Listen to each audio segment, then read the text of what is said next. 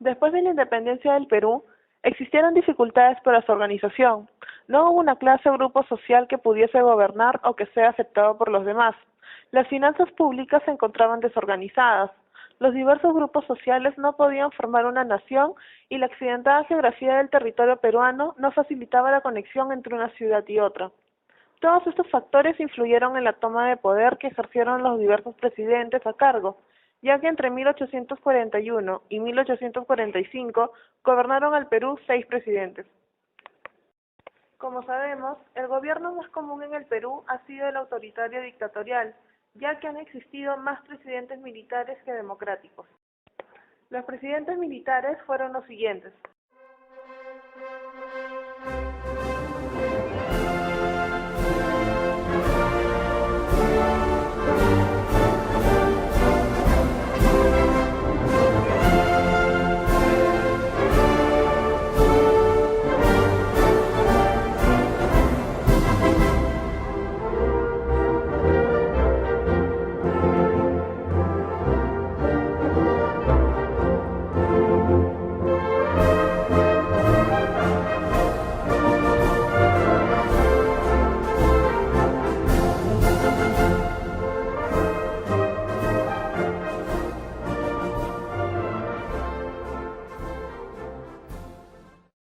los presidentes civiles y democráticos fueron los siguientes: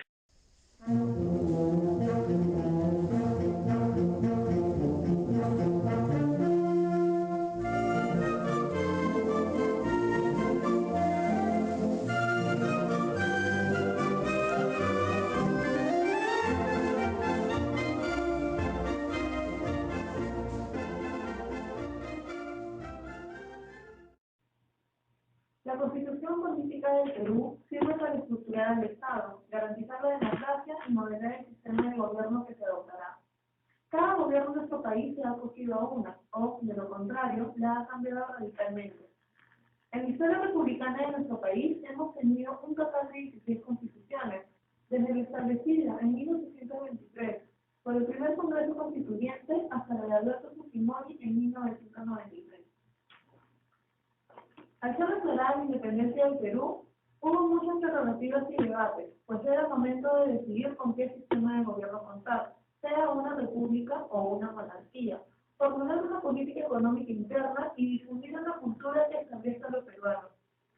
Para 1823, ya se tenía decidido que el Perú sería una república, y el primer Congreso Constituyente no solo elaboró la primera constitución política, como república, sino que también nombró el presidente del Perú al alcalde José Bernardo Calles. Este primer gobierno republicano adoptó medidas liberales, declaraba el Perú independiente de la monarquía española y de toda dominación extranjera, estableció el catolicismo como una religión única, abolió el Congreso de Negros y, sobre todo, se declaraba un gobierno popularmente representativo. Posteriormente, en 1824, al ver que el gobierno de Tagle no consolidaba la independencia, Simón Bolívar inició un nuevo gobierno, en esta oportunidad mostrando tonos dictatoriales, pues convocó elecciones para elegir un nuevo Congreso e hizo que este lo nombrara presidente para posteriormente disolverlo y gobernar solo con un ministro, José Faustino Sánchez Carrión. El Libertador creó el ejército peruano para combatir a los realistas, que eran los rezagos de la monarquía española, liderados por el virrey La Serna, quienes resistían a retirarse.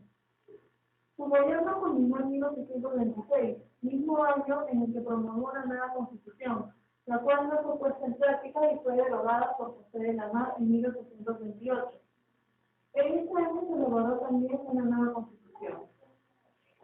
José de la Mar gobernó 2 años y fue derrotado por Agustín Gamarra, quien incentivó la descentralización y buscaba salvar los hogares en el interior del país, limitando el comercio exterior, lo cual generó guerras civiles. 32 años después, el general Ramón Castilla fue el primer presidente en gobernar los 6 años correspondientes y tuvo un gobierno de corte liberal. Como nos encontramos en un contexto de prosperidad económica, Castilla pudo abolir la esclavitud, comprando los esclavos negros. Hubo otro tipo de gobierno como el de Manuel Prado, los cuales legislaban a favor de los intereses de la oligarquía peruana, lo cual mantuvo durante décadas el país desintegrado y aumentó la pobreza en el interior del país.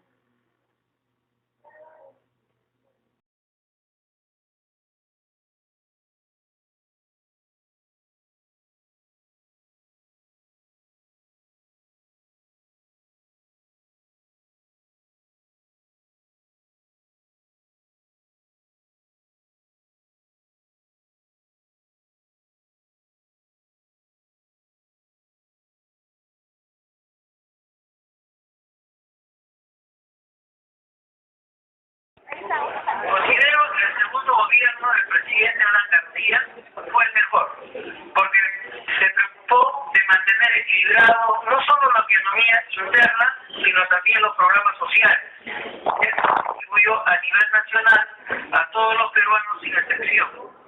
O sea, no importando si somos o no de su partido, sino los dio a participar para todos los peruanos en general.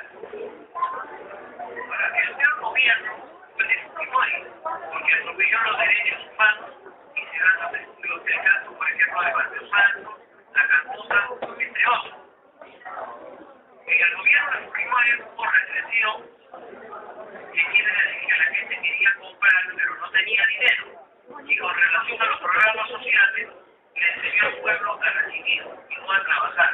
O sea, le dio pescado al pueblo y no le enseñó a pescar, para poder manipularlo así a su antojo. ¿Alguien tiene cámara?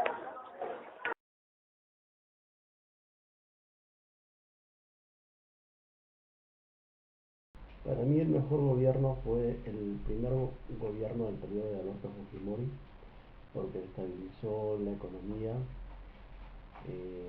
hizo una constitución que tuvo reglas claras para la economía. También el gobierno de Fujimori puso las reglas claras para el combate al terrorismo, que era un flagelo a nivel de Perú, ¿no?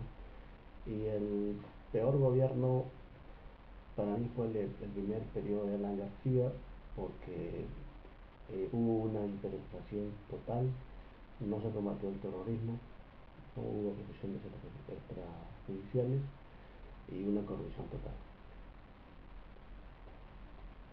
Ahí, correcto.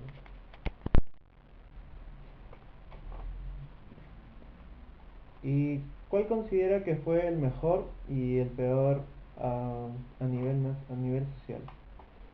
Bueno, a nivel social también considero que fue el primer gobierno de Fujimori, porque hubo ayudas, recorrió todo el Perú, hubo ayudas a la gente pobre que estaba entre el terrorismo y el ejército, ayudó en postas, en escuelas.